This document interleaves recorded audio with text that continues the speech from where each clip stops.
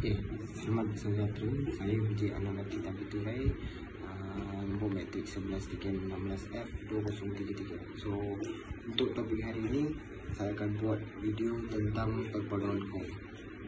So, adalah banyak kebaikan kita duduk berbilang kaum di Malaysia.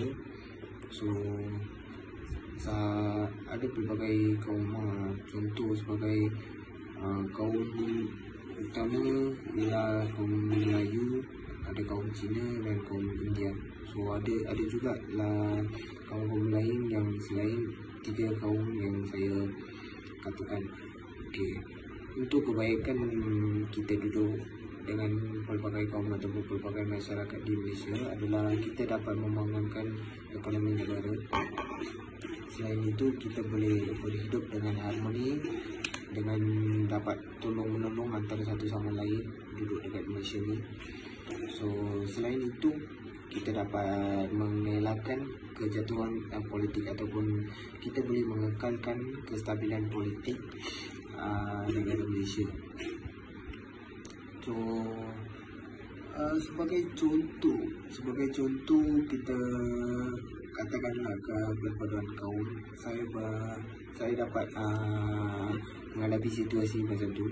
So, antara situasi saya nak mengungsikan ialah masa satu time saya menunggang motosikal, saya tak perasan minyak sudah habis. So, saya tolak motosikal di tepi jalan.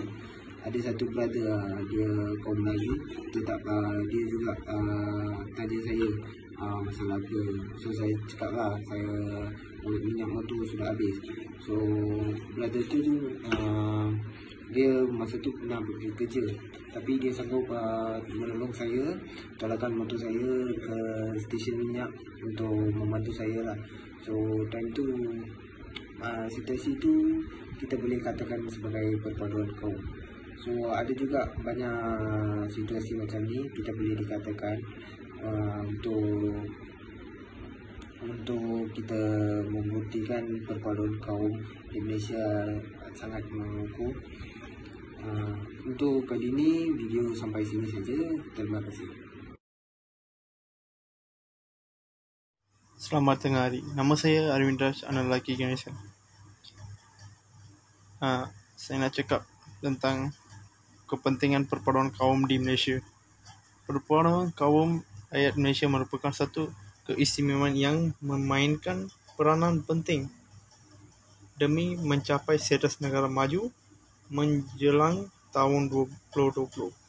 Banyak negara di dunia mencontohi Malaysia sebagai negara yang berbilang bangsa, agama dan budaya kerana keharmonian dan kemakmuran antara kaum serta budaya menjadi pegangan kepada pandangan positif rakyat antarabangsa terhadap Malaysia.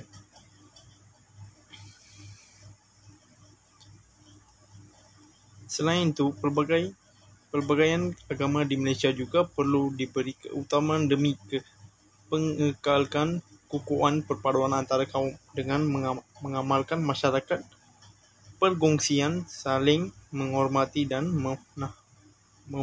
menaham sikap toleransi sesama rakyat masyarakat Malaysia. Dengan itu, masyarakat akan lebih terbuka untuk mengenali dan memahami kepelbagaian agama di negara ini, demi menguatkan lagi kesefahaman antara kaum dan agama.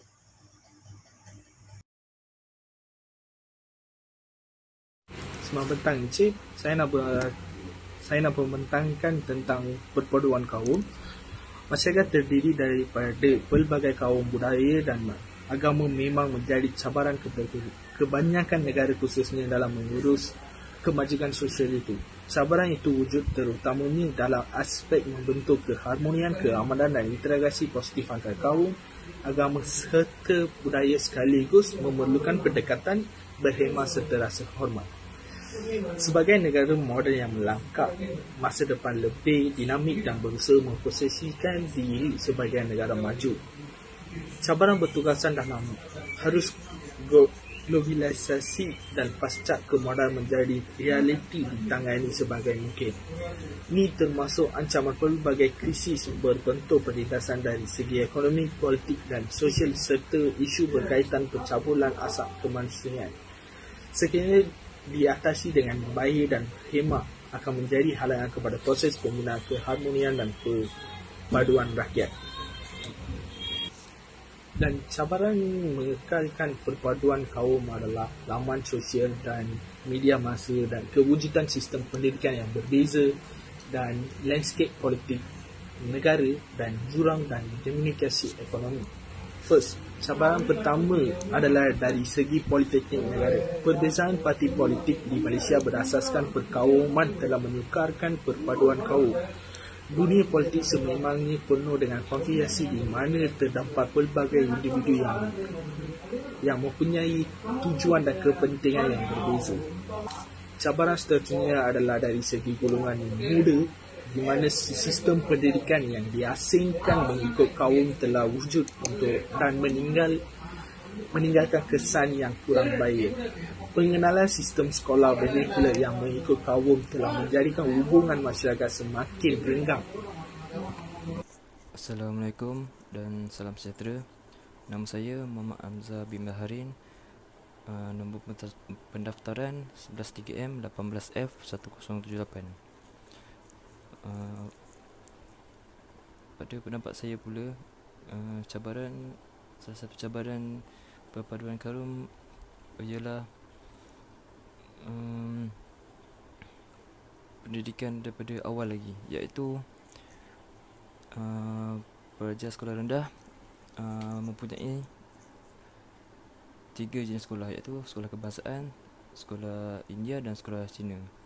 Itu akan membuatkan pelajar-pelajar tidak akan pelajar-pelajar dalam sekolah tersebut tidak akan berjumpa dengan bangsa lain kecuali sekolah kebangsaan. Sebab sekolah kebangsaan semua pelajar berbangsa lain boleh masuk. Tetapi sekolah India dan Cina tidak. Disebabkan itu, pelajar-pelajar ini akan berasa selesa dengan bangsa mereka saja, kerana tidak berjumpa dengan bangsa lain. Oleh itu, semangat perpaduan tidak dipupuk kepada mereka sejak kecil lagi. Oleh kerana itu, apabila mereka sudah besar, mereka tidak terbiasa untuk bergaul dengan bangsa-bangsa lain, kerana mereka sudah dididik dan dipupuk bergaul dengan bangsa mereka saja di sekolah. Saya cadangkan agar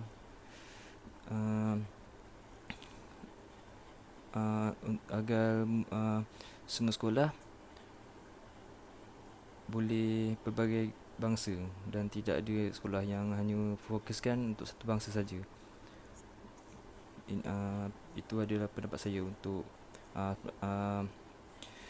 memupukkan perpaduan kaum di Malaysia ini. Terima kasih. Antara cabaran perpaduan kaum di Malaysia ialah tidak memahami budaya dan adat resam kaum lain. Kenapa kita perlu memahami budaya dan adat resam kaum lain? Supaya kita dapat bertolak ansur sesama kaum dan akan lebih bertoleransi.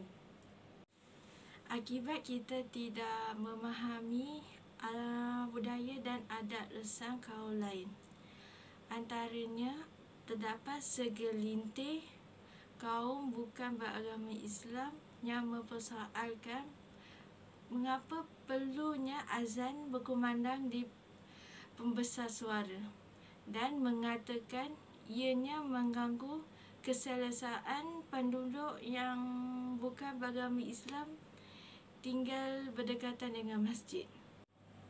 Selain itu, ada juga kaum yang bukan penganut agama Hindu yang merungut setiap kali penganut agama Hindu melakukan ibadat sempena perayaan Thaipusam. Hal ini kerana harga buah kelapa akan naik melonjak tinggi.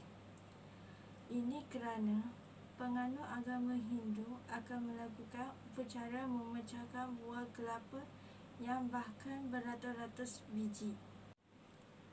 Dan akhir sekali, terdapat juga kaum yang bukan kaum Cina yang menganggap perayaan ini sebagai pencemaran alam sekitar.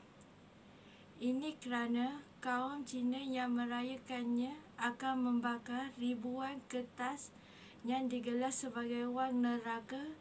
Tujuannya untuk memperingati nenek moyang mereka yang telah meninggal dunia. Mengapa isu ini berlaku di kalangan kaum? Ini kerana mereka tidak memahami budaya dan adat resam kaum lain. Oleh itu, kita perlulah menghormati budaya dan adat resam kaum lain agar dapat mempereratkan lagi perpaduan antara kaum di Malaysia.